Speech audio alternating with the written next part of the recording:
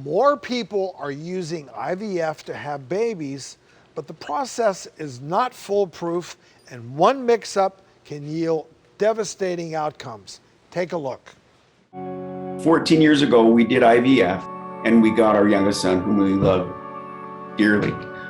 12 years later, we find out that I'm not his biological father. We've always wanted a large family, and immediately we had our first son.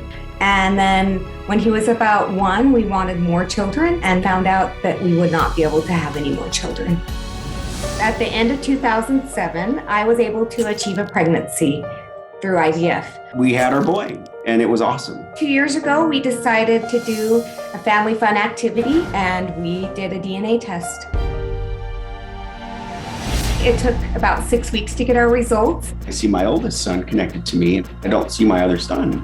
I said, mother, Donna, and father, unknown. We knew immediately that something went wrong in our IVF. There was a replacement sperm instead of my husband's.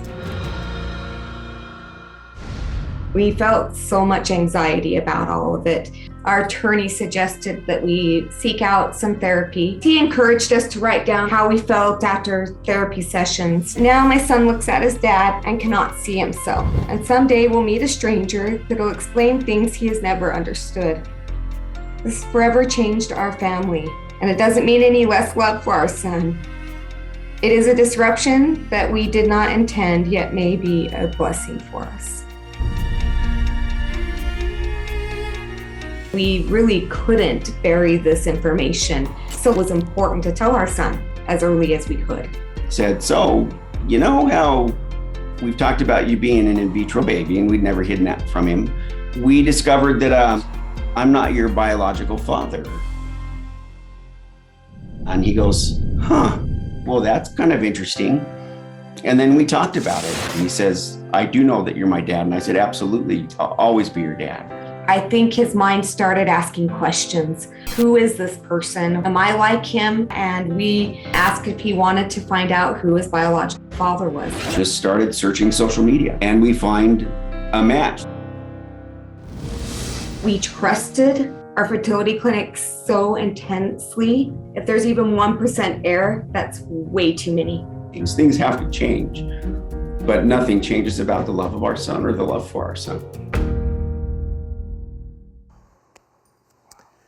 Vanner and Donna, join us now. Welcome to the show. Thank you for sharing your story. I mean, what an emotional roller coaster the two of you have been on. What's been the hardest part for you?